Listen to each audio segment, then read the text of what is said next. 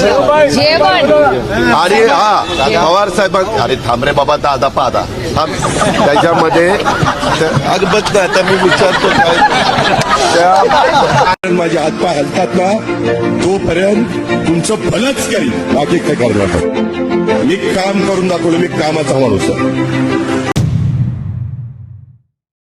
तर भावनो जय श्रीराम. मी तुमचा गावाकडचा शुभ्या.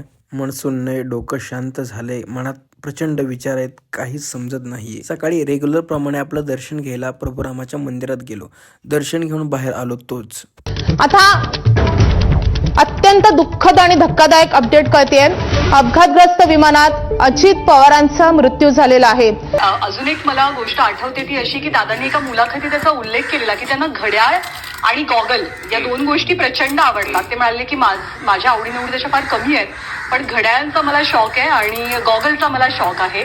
तर अर्थातच मृतदेहाची ओळख पटवण्यासाठी अजित पवारांच्या मनगटावरचं जे घड्याळ होतं त्या घड्याळाच्या माध्यमातून अजित पवारांच्या मृतदेहाची ओळख. भावांनो मरण आटळे पण कामाचा माणूस गेला या गोष्टीचं लय दुःख आहे. बरं सर्वसामान्य माणूस ज्याला राजकारणाचा 1% सुद्धा ज्ञान नाही तो माणूस सुद्धा आज त्याच्या मनाला चुरका लागलेला आहे.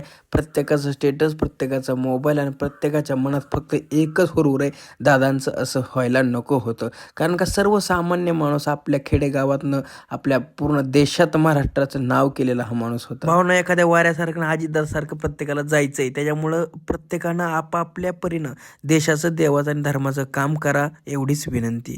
कपीसति हो लोक उजागर रामदूता तुल्यबलधामा अंजनी पुत्र पवन सुनामा महावीर विक्रम बजरंगी कुमति निवार सुमति के संगी.